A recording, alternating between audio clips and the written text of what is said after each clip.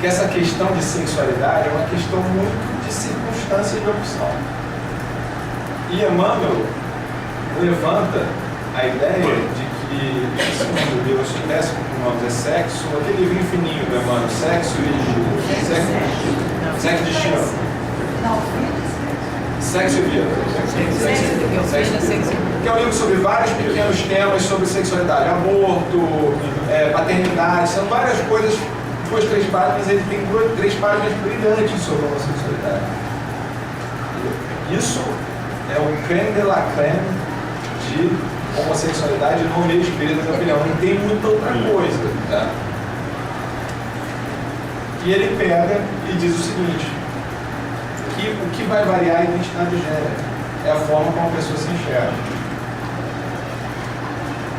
E ele cita 2 tipos de situações para simplificar. É claro que devem ter milhares de tipos de situações, mas o que ele diz é que podem acontecer 2 coisas. A primeira situação é o seguinte: aquele espírito vem reencarnando de forma remitente dentro do mesmo sexo. Então a mulher vem, aquele espírito X vem reencarnando como mulher. Ele vem adquirindo todas as características pertinentes, todas as situações que envolvem o ser, de ser uma mulher enquanto encarnada, seja elas quais for, que são muitas. E em dado momento, é chegar o momento de quebrar. Isso não dá para ser, na próxima você vem mais ou menos. Na próxima é homem. E isso aí gera um conflito para aquele espírito que não necessariamente é uma prova aquilo ali para ele. Ele tem que, de alguma forma, porque cá entre nós, à medida que nós formos evoluídos, nós vamos tender à assexualidade. O ser pleno, ele tende a ser mais assexual, ele domina todas as energias, ele domina todas as circunstâncias, ele não depende tanto da troca, da troca no sentido do ato sexual. Então, em dado momento, sereis homem. E o espírito está 3 milênios vindo com mulher, vira homem da noite para o dia. Isso, para a cabeça dele, para a condição de espírito dele, é gerador de conflito. Porém, não é uma situação ruim, é uma característica dele. E nós sempre buscamos os nossos. Chico fala isso, mas não sou eu que estou criando, não. Nós buscamos a nossa situação, busca por afinidade. Ninguém que gosta de samba vai casar com um roqueiro. Senão vai ter briga. Então essas pessoas se buscam de alguma forma.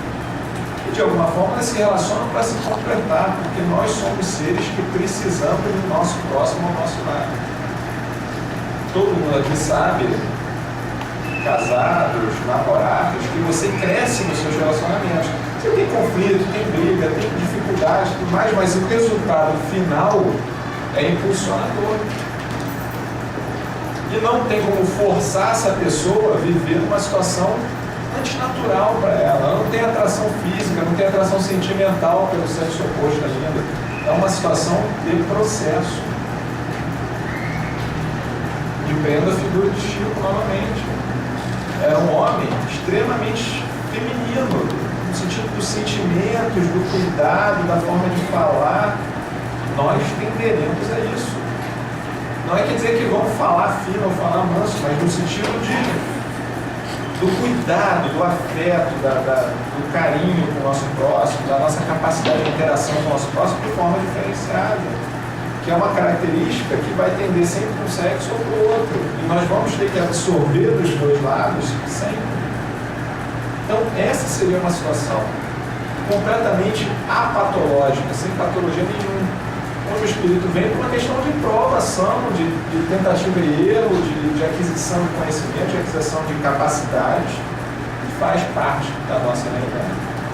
A outra situação seria uma situação de expiação, perdão, isso que diz Emmanuel, em que, vamos citar um homem que abusou da sexualidade de forma intensa numa encarnação anterior, extrapolou o limite do que podia e do que não podia, Então, ele vem na próxima reencarnação no sexo oposto para gerar o embate. É aquela coisa que a gente escuta no dia a dia, cegou, vai vir cego, perdeu. Claro que isso não é uma matemática simplória e direta. Tirou o braço, vai perder o braço, não sei o que, aquela coisa de causa e efeito. Mas a lógica é para ser gerado um conflito. E esse ser, às vezes, é o ser que sofre mais, porque ele vem na pancada. E aí que, às vezes, você gera o distúrbio. Ele vem como homem durante várias encarnações e, de repente, vem como mulher. Sem estar consciente daquela situação, sem estar aprovando. E nós, às vezes, quando aprovamos, a gente entra numa situação de revolta. Imagina uma situação que nem é combinada, que é uma situação de expiação. Diga-se de passagem, imposta pela espiritualidade.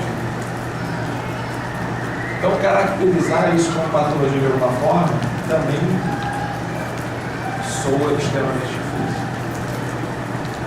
Então, acho que a mensagem que fica é mais ou menos essa. É a gente pegar essas ideias e tentar construir a nossa própria ideia. É questionar a forma como a gente pensa, a forma como a gente encara. Eu estou vendo um casal de mulheres de mão dada, que sentimento isso me traz? Se esse sentimento que isso me traz, ele tem lógica, ele é embasado em alguma coisa ou só no que os outros pensam? Os outros que eu digo não é porque o amiguinho, os outros, a massa pensante mundial pensa. E se nós começarmos a questionar isso aí, nós vamos começar a ver que, não só para a homossexualidade, mas para muita coisa, nós não agimos da forma que nós acreditamos de fato, ou que nós queremos acreditar de fato.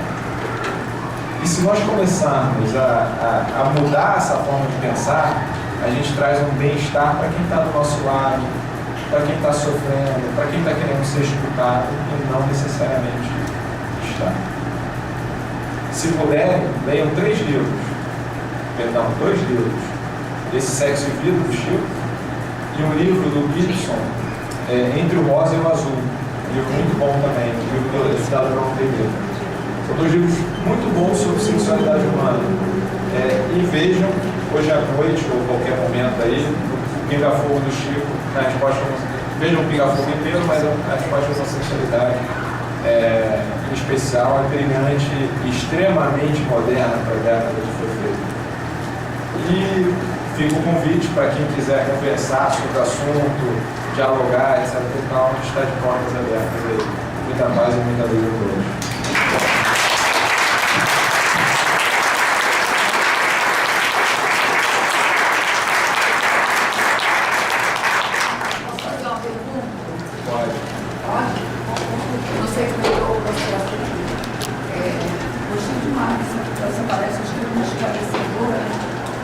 Eu acho que a gente viveu, daqui a 20 anos, vamos dizer, os meus netos, acho que nós vamos ter esses problemas, porque isso vai ser uma coisa normal.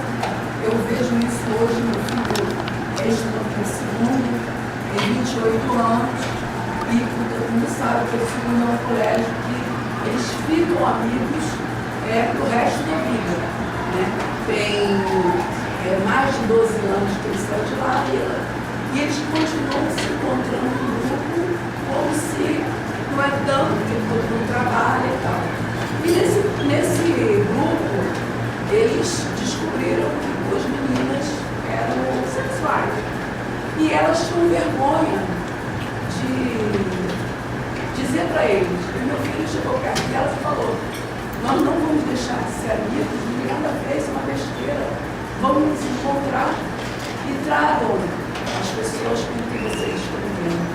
Nós somos seus amigos, nós temos obrigação de te apoiar, nós temos que ser os primeiros. Uma ficou com vergonha, levou, e eles não contaram de besteira por causa das meninas, até que ficaram meio reticentes ali. Então, eu acho sim, eu acho que cada vez mais nós, que somos mais velhos, né, você mais jovem que a gente, acho que nós que somos mais velhos, nós temos muita dificuldade, né? Eu não tenho moral nenhuma para dizer isso, sabe? Porque eu conheço um casal homossexual, que vivem junto há quase 40 anos, e vi essas pessoas praticamente ajudando minha irmã a criar um sobrinho do meu pai. E esse meu sobrinho, ele é padrinho dele, e esse meu sobrinho estuda nos melhores colégios, melhor faculdade. E hoje em dia, por coisa de trabalho, eles estão morando junto. Meu sobrinho está morando com eles, ele trabalhando na Barra, com 2 empregos e tal. Então, mas o preconceito é isso, é um processo de desconstrução. Exatamente. A gente carrega há milênios, então o processo de construção é gradual e lento. Então a gente começa, fala, pensa, raciocina, para que no futuro a gente consiga desconstruir isso de vez. Esse ponto eu queria chegar. Eu acho que a gente, a cada dia, a gente vem desconstruindo esse preconceito.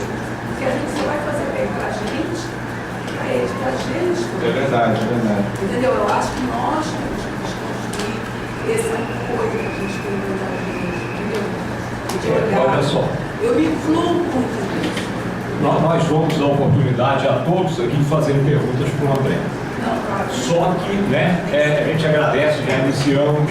Agora a gente pede que a pergunta seja objetiva, sem comentários, para que o André possa responder, porque nós temos daqui a pouco a apresentação do nosso coral. Esse tema que o André trouxe para nós, como ele fez o grupo espírito universitário com a gente, eram os temas mais solicitados para que a gente conversasse sobre eles, não é, André?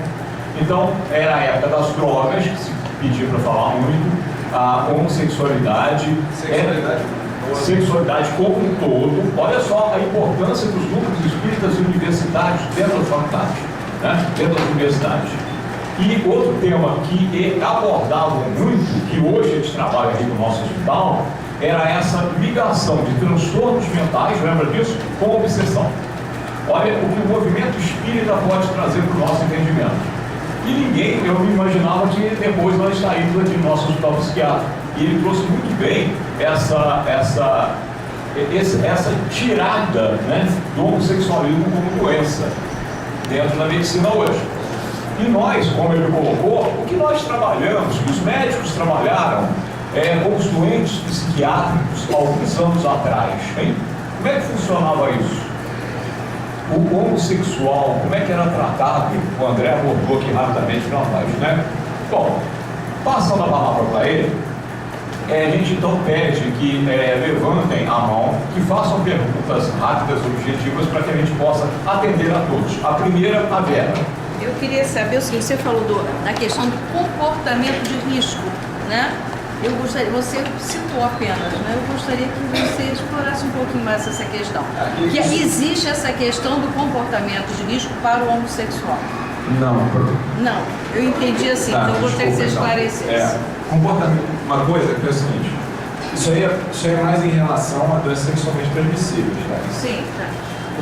Mas emocionalmente. Vou explicar. No início da epidemia de AIDS no mundo, foi na década de 80, o meio homossexual foi extremamente afetado pela HIV. Tá? E existe um motivo histórico para isso aí. Principalmente na Califórnia, onde foi o boom da AIDS, existia em alguns bairros existiam guetos homossexuais e existia uma certa tendenciosidade à promiscuidade local. Tá? Então, existiam bailes gays onde as pessoas praticavam sexo de forma dividida, enfim, várias formas.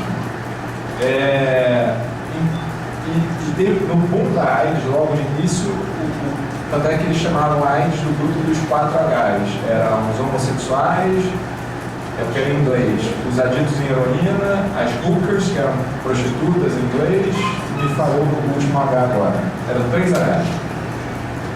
Porque foi o boom que teve naquele momento, e toda vez que você pega um grupo de pessoas e você exclui essas pessoas socialmente, elas começam a ter um comportamento que não é um comportamento adequado. Então, associado a essa situação de momento, começou também a se associar a ideia que o homossexual, por essência, ele era promíscuo, tá? Não conseguia manter um relacionamento, etc. Então, em função disso, no início da AIDS, se criou esses grupos de risco. Seriam os grupos que são mais sujeitos a ter doença. Tipo, um desnutrido é mais sujeito a ter pneumonia, como se fosse isso, é um grupo de risco. Ao longo dos anos, depois que essas pessoas foram sendo orientadas e até a homossexualidade foi sendo mais aceita no nosso meio, essas pessoas pararam de se segregar como são segregadas hoje em dia, começaram a ver que heterossexual também pegava AIDS, relação a homem e mulher. Mulher é bem mais difícil pegar AIDS, é muito mais difícil uma questão de mucosa. Mas não veio ao caso, mas o relacionamento heterossexual pegava AIDS também, existia transmissão de HIV através do relacionamento heterossexual. E hoje em dia os números mostram que tem muito mais heterossexual contaminado do que homossexual contaminado. Principalmente em função da África, os números brutos de heterossexual sendo contaminados anualmente é muito maior, principalmente em mulheres, porque a mulher é mais, principalmente nesses meses, ela é mais submissa ao homem. Então o homem às vezes é promíscuo, ele pega fora de casa e traz dentro de casa. Então a lógica do grupo de risco não existe mais. O que existe hoje em dia é o comportamento de risco.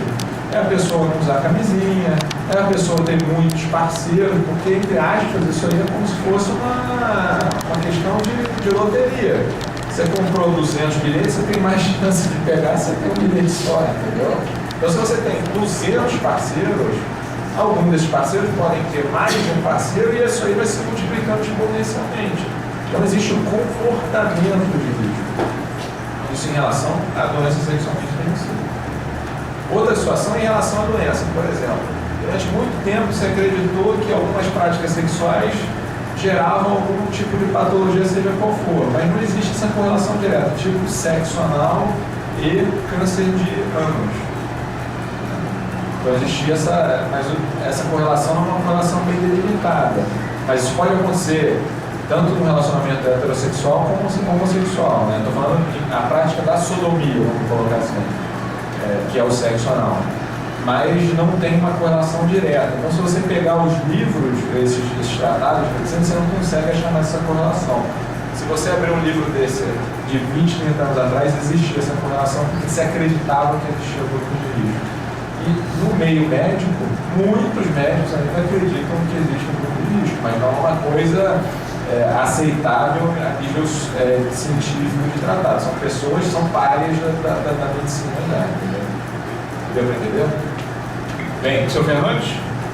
No início da sua conversa, você falou que ela ia ser baseada também sobre o aspecto médico e científico. Certo.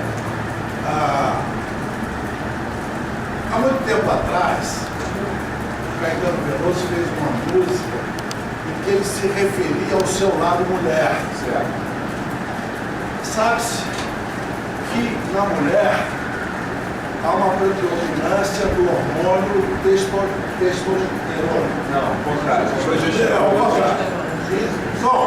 Não, na mulher homossexual. Na mulher homossexual existe uma predominância do hormônio testosterona. E no homem existe uma predominância do homossexual. Existe uma predominância do hormônio progesterona. Você... Não existe isso. Não existe? Não. A questão hoje em dia, isso aí já vem acreditava-se nisso de fato. Existem alguns distúrbios hormonais. Por exemplo, uma mulher com índices de testosterona um pouco aumentado, um homem com testosterona um pouco aumentado, isso aí vai mudar os caracteres sexuais dela. Então, um homem com progesterona, com estrogênio um pouco aumentado, ele pode ter um pouco de neuropatia, mamão aumentado, a mulher pode ter surtismo, pelo no rosto. Mas isso não, diga-se de passagem, que isso é uma questão externa. Isso não tem associação nenhuma direta com a opção sexual dela. Não. Então, se você pegar 200 pessoas, 200 homens homossexuais e dosar testosterona, estrogênio, progesterona deles, é inteiramente normal. Inteiramente normal. Se pegar 200 mulheres homossexuais e dosar testosterona, estrogênio, progesterona, inteiramente normal. Isso descaracteriza a questão patológica. Se fosse assim, era muito fácil. Você pegava uma mulher que está com índice de testosterona aumentado, dava um anticoncepcional para ela que tem estrogênio e progesterona, está curada do homossexualismo. Isso é uma situação que você imputaria doença na situação, entendeu? Então hoje em dia isso aí já caiu por terra completamente.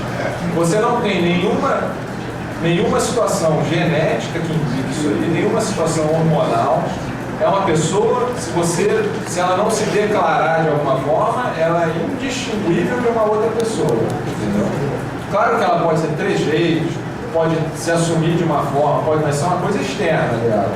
Se você, tomando um ponto de vista clínico, você deitar ela numa maca, examinar ela inteira, colher todos os exames de sangue, fazer 200 ultrassom, 300 raio-x, ela vai ser igual a uma pessoa normal. Quer dizer que você diz categoricamente que não existe. Isso eu tenho certeza.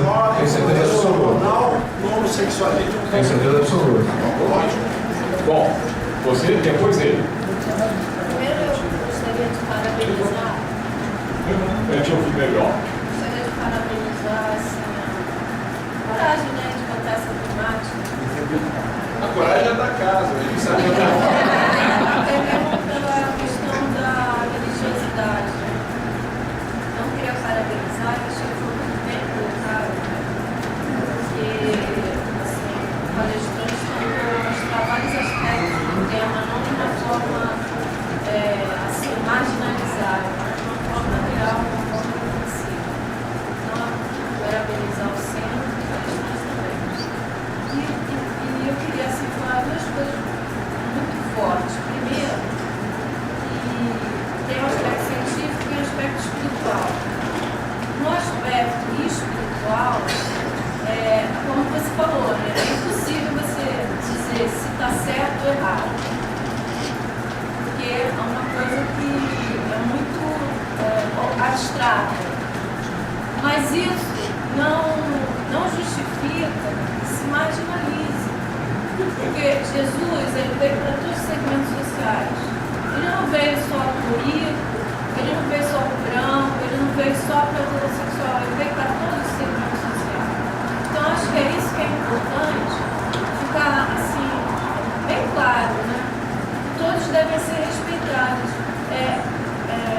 Não pela sua orientação sexual, ou pela sua cor de pele, enfim, ou pela sua classe social. A verdade é que existe muito ainda. Há vários movimentos, né?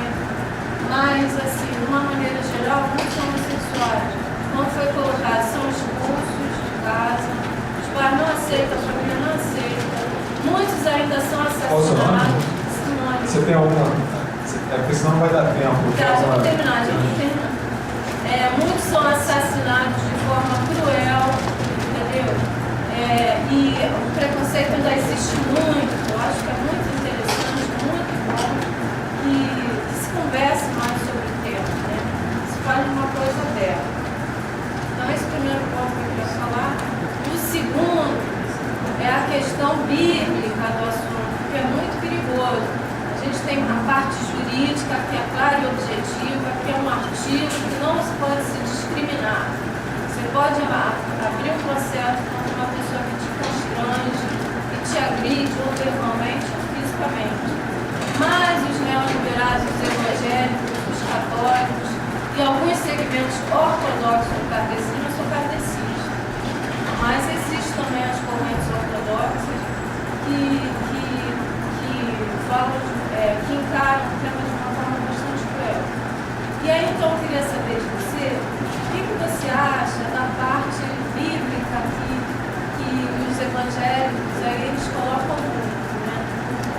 Eu, particularmente, já pesquisei, são 134 Bíblias. Entre a Bíblia e Jesus, ele veio quebrar vários conceitos, explorar uma nova sociedade, onde o amor seja a chave mestra de amar os marginalizados. Eu fico em Jesus, mas eu respeito o pensamento geral de cada um. Agora eu queria saber de você, palestrante, o que você acha sobre essa questão. É interessante isso aí. Acho que a primeira coisa é o seguinte, eu estou falando uma opinião muito pessoal minha. Eu não acredito muito na Bíblia, tá? Eu acho que a Bíblia é um texto meio manipulado. Eu acho que a lógica que você tem que seguir quando você lê a Bíblia é a questão dos conceitos cristãos. O Velho Testamento, então é uma questão muito mais de conceito. Estou falando, não acredito, é uma coisa pesada, mas eu digo no sentido de você não vai levar o pé da letra que está escrito na Bíblia, porque a Bíblia tem 2000 anos, é um texto mais manipulado, é impossível. Tem gente que argumenta que alguns textos de Chico foram manipulados. Não estou falando que foram, estou dizendo que tem gente que argumenta.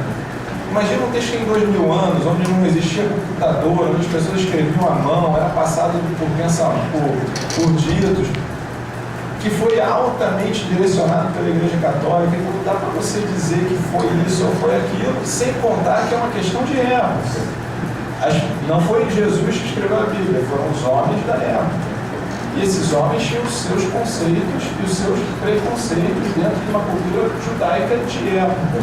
Então, eu acho assim que o mais interessante, e tem vários sites na internet que vão pegando esses vários textos da Bíblia que falam sobre homossexualismo. O que eu acho que é mais interessante é para você ver como é um fato histórico, porque a Bíblia é um texto histórico inegável, e que você tem que ver que tem várias citações bíblicas em relação à temática. Agora, o que ela diz, o que determina, assim, sinceramente, não é para dizer muito para a gente. Acho que você tem que se prender isso que você falou, a lógica cristã. Bem, só fazendo um adendo aqui, né, com o André, o Velho Testamento, a gente sabe que trouxeram muita coisa da cultura judaica, da tradição judaica, da religião judaica. E tem muita coisa de Moisés. Como é que ele conduziu aquele povo naquela época? Quais eram os conceitos e as tradições que ele utilizou? E se nós olharmos o Velho Testamento, determinadas passagens do Velho Testamento, eu me arrepio. Carnificinas, né? Adultérios, traições. A gente não vai citar aqui, porque isso daqui daria um seminário de 15 mil horas. Né? Eu sei que tinha uma menina que eu fiquei horrorizado, que acho que era Jezabel. A garota, por não ser da mesma religião lá, de um Elias da vida, o cara tirou uma menina de uma torre para que ela fosse devorada pelos cães lá embaixo. Para isso. O apedrejamento de mulheres, que às vezes não eram nem adúlteras. O marido inventava que era. E a garota era apedrejada. Nós temos a passagem de Jesus, né? E perguntaram a ele: e aí, Moisés manda fazer isso. Moisés, quando desceu do monte com as tábuas da lei, aqueles outros seguidores dele estavam adorando de novo o boi-ápice, mandou matar todo mundo. Isso está lá. Então, eu me prendo sim com o Novo Testamento. Jesus, Maomé, mestre do amor. Aí sim. Agora, nós não podemos somente desprezar o Velho Testamento. Nós vamos ler e tirar o que tem de melhor. Os salmos belíssimos, né? Para que a gente tenha conhecimento. Mas como o André falou. Paulo, é interessante que se você pegar o Evangelho, Kardec, ele não se preocupou com a perfumaria do Evangelho. Ele foi o que Jesus disse na lógica cristã. E é isso que é importante da gente sorver da Bíblia. E eu acho que a Bíblia, eu já li a Bíblia, é um texto belíssimo em todos os sentidos, tanto na parte cristã quanto na parte histórica também. É bonito. Mas a gente tem que se prender, assim, o que eu carrego disso aqui? Como qualquer livro vai ser assim, o que eu carrego disso aqui? Você tem que carregar a lógica cristã. Kardec fez o Evangelho, não tem paixão de Cristo no Evangelho, não tem nascimento, não tem nada disso. Você pega o Evangelho de cabo a rabo, o Evangelho segundo o Espiritismo. O Evangelho segundo o Espiritismo. E é moral cristã pura e simples, mais nada. Bom, mais uma pergunta. E depois a sua para fechar. Pois não. Posso entrar para mim a diferença de opção sexual, comportamento e Não, tá. Não, o que eu estava querendo é que é muito vasto o tema, a gente pode ficar confuso mesmo. O que eu quis dizer ali foi o seguinte, que nós nascemos com sexo definido. Todo mundo nasce homem ou nasce mulher. a orientação. Aí a questão da orientação é uma coisa estanque, de momento. Pode ser que na Grécia Antiga a orientação era diferente da orientação que a gente recebe hoje em dia.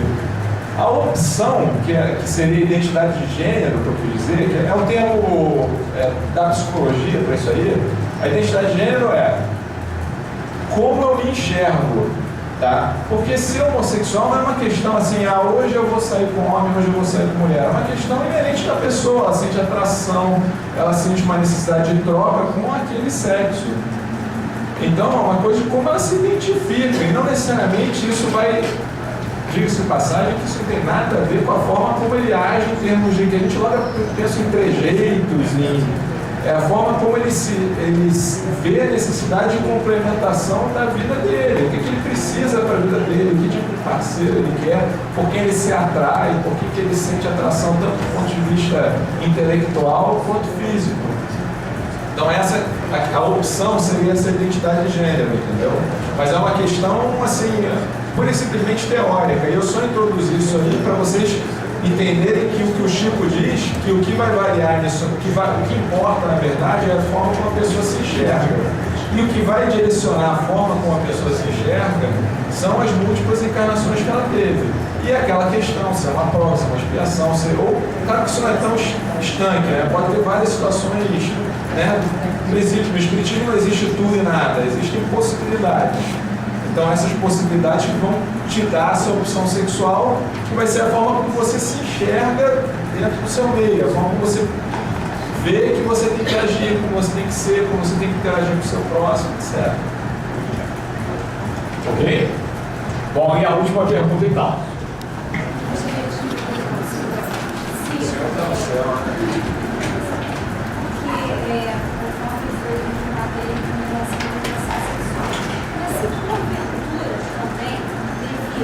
As pessoas jogam muito, e como muitos travestis, homossexuais desencarnam também, e muitos ainda estão presos aqui, se porventura pode haver um processo obsessivo por causa da pessoa se tomar uma posição, de falar, e aí o espírito vai junto e vai obsediar, no caso lá, a pessoa, o filho, ou um parente. Olha só, não tem relato em literatura espírita a respeito desse tipo de situação. Quando você fala em travesti, em transexualismo, a situação fica um pouco mais complexa. Por quê? Porque envolve uma questão que a gente não domina muito bem. Eu já escutei em centro espírita falarem que se o sujeito se tatuar, ele está tatuando o perispírito, está carregando isso. Então, toda vez que você mexe com o seu corpo de alguma forma, e seja da forma como for, a gente gera consequências que, cá entre nós, eu não sei quais são, porque isso aí não tem relato a respeito disso aí. Se alguém conhecer algum livro, psicografia séria, que fale sobre isso aí, por favor, traga para mim, porque de fato eu desconheço. Como tem gente que é heterossexual e, entre aspas, transforma o corpo, mutila o corpo de várias formas, né? Vou te dar o seguinte exemplo. Eu trabalho dentro de uma área de ortopedia, onde eu faço alongamento ósseo, tá? Existe uma técnica que se chama alongamento ósseo. Vou simplificar muito para você. E eu tenho um site onde os pacientes podem tirar dúvidas a respeito das patologias dele. 99% das pessoas me perguntam sobre alongamento estético, para ficar mais alto. Alongamento ósseo é um tratamento terrível, tá? Não é uma coisa light, não é fazer uma tatuagenzinha, é uma coisa extremamente agressiva. As pessoas perguntam sobre isso aí. Não tem nada a ver com a sexualidade delas. Se isso aí gera alguma coisa, talvez gere. Então, a gente pode transformar o nosso corpo em vários sentidos, não só no sentido da sexualidade humana. Se isso aí gera consequências, se alguma coisa está atrelada a isso aí, o que eu acho, e é a minha opinião pessoal, é que essas pessoas que tentam uma transformação física de alguma forma, elas estão muito descontentes com a forma que elas são. E elas estão querendo se adequar melhor do que elas estão. Da mesma forma que uma pessoa que tem os dentes tortos e usa o aparelho, ela está descontente com seus dentes tortos. Uma pessoa que é gorda e está fazendo regime, ela está descontente com o seu excesso de peso. Se isso aí gera consequências ou não, acho que tudo depende da forma como você atrela isso aí. Se para a pessoa ela perder peso vira uma obsessão, aquilo ali vai agregar alguma coisa ruim para ela. Se ela leva aquilo na boa, de uma forma para trazer saúde para ela, aquilo não vai agregar. Se ela está usando aquilo ali para se transformar de alguma forma e se adequar melhor à existência dela, e aquilo não gera consequências maiores, mas é difícil isso aí, né? Porque qual o limite, qual o termo, onde as pessoas estão indo, eu não tenho resposta para isso aí. E nem até hoje a literatura tem. Ok, muito bem, nós encerramos as perguntas. Nós sabemos que esse assunto aqui nós ficaríamos a tarde inteira, almoçaríamos e voltaríamos, mas infelizmente nós não temos condições. E a gente agora vai se preparar, agradecendo sempre, né, a presença aqui dos amigos e do André, que vocês são tão importantes para nós, né? E nós então vamos aguardar o nosso coral Esperança e Vida, é o coral do... Vamos mentalizar um céu azul tão lindo como o dia de hoje, aquele sol amarelo alaranjado que nos traz a energia para o corpo e para a alma. E pensemos o nosso Mestre Jesus, que veio de planos siderais tão elevados e trouxe a todos nós a mensagem do amor, do perdão. E dentro desta vibração, deste pensamento, oremos. Jesus amado, abre os nossos olhos para que possamos caminhar firmes e seguros, praticando a caridade, que possamos nos despir do homem velho, com tantos preconceitos, com tantas ideias errôneas, corrigindo os equívocos do passado, para nos libertarmos, enfim, de tantos atavios, de tantos grilhões que nos prendem ainda à inferioridade. Afugenta de nós, Senhor, todos os pensamentos negativos que julgam o nosso próximo. Que sejamos humildes de coração e de ação, como Tu nos demonstrastes. Abençoe esse momento para que tenhamos a certeza que cada dia, abrindo os véus que impedem a nossa visão maior, possamos caminhar com mais segurança, com mais firmeza, rumo à morada do Pai. Envolve-nos com Teu amor e que possamos ter, sob a égide de Pedro de Alcântara e todos os mentores desta casa, e especialmente de Bezerra de Menezes, a assistência que necessitamos para a nossa saúde física, mental e espiritual.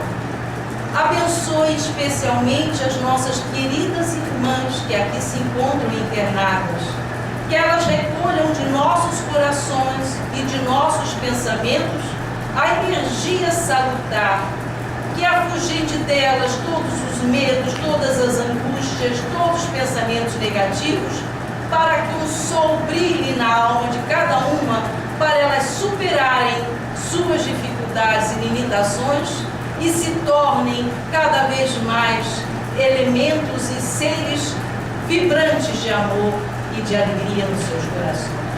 Assim seja.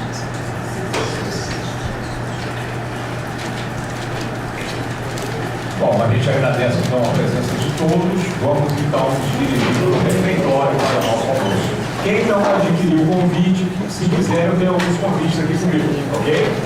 Muita paz.